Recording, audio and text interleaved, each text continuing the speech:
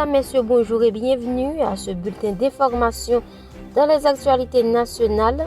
Le gouvernement de la République annonce avec une profonde tristesse le dimanche 20 avril 2025 la perte de nos trois valeureux militaires tombés à Tescoff dans l'exercice de leurs devoirs sacrés. En première ligne, ils ont fait face au danger avec courage, détermination et honneur. Ils sont tombés en héros, les armes à la main, en défendant la patrie qu'ils ont juré de protéger. Ces soldats ne sont pas seulement des membres de nos forces armées, ce sont des fils dignes de la nation, des défenseurs de notre souveraineté, dont le sacrifice ultime ne sera jamais oublié. Leur engagement nous rappelle avec force que la liberté et la sécurité ont un prix et que ce prix est parfois payé dans le sang de nos plus braves. Le gouvernement salue la mémoire de ces martyrs de la République et adresse ses condoléances les plus émues à leurs familles, à leurs frères d'armes et à tout le peuple haïtien. Leur sacrifice renforce notre détermination commune à reprendre le contrôle de notre territoire et à rétablir la paix.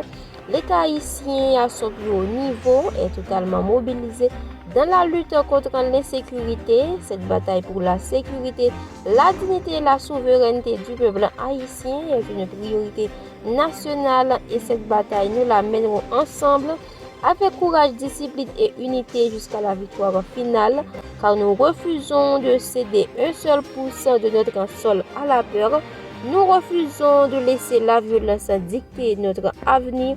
Cette bataille, c'est celle du peuple haïtien tout entier et cette bataille, nous la gagnerons. La situation en Haïti a été au centre de la 6992e séance du Conseil de sécurité de l'ONU le lundi 21 avril 2025.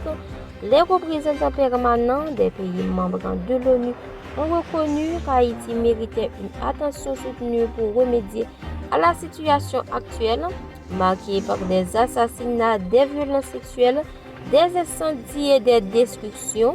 La représentante spéciale du secrétaire général de l'ONU en Haïti, Maria Isabel Salvador, a estimé dans son exposé que la crise d'insécurité n'avait pas été améliorée avec la présence de la mission multinationale d'appui à la sécurité.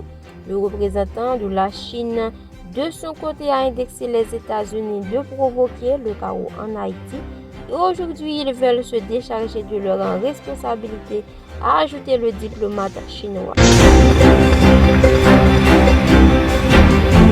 Dans un rapport de 41 pages transmis au parquet le 27 mars 2025, les enquêteurs du Bureau des affaires criminelles, une structure à l'intérieur de la DCPJ, révèlent que Magali Habitant et Profane Victor sont tous deux membres de la coalition criminelle Vivre Ensemble. Selon le rapport, l'ancienne DG du SMCRS était chargée d'entreprendre des démarches pour approvisionner les gangs en munitions et revendre des produits volés par les bandits, alors que l'ancien député, lui, avait la responsabilité de financer ce réseau criminel une fois à court de munitions. Ainsi, le Bureau des affaires criminelles demande aux autorités judiciaires, dans le cadre de ce dossier, d'émettre des mandats contre plusieurs chefs des gangs et leurs acolytes, dont Joam Géraldi, Delva Pilota, Rolin Delva, entre autres.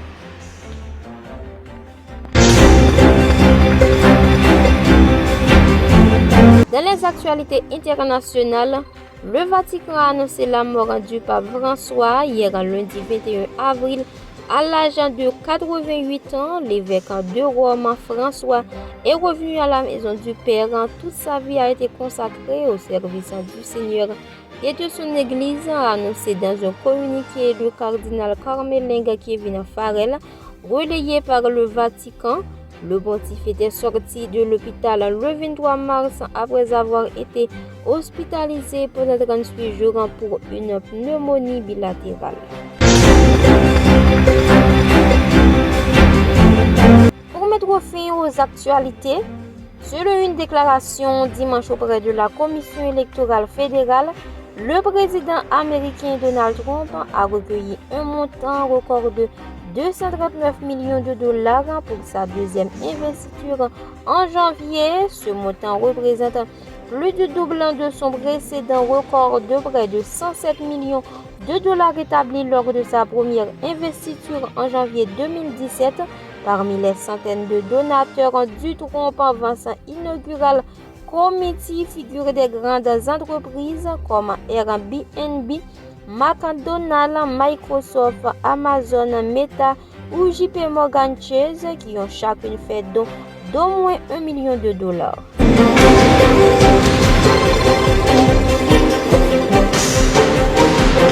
Et voilà, c'est ici que nous mettons fin à cette tranche d'information. Le prochain rendez-vous, c'est pour demain.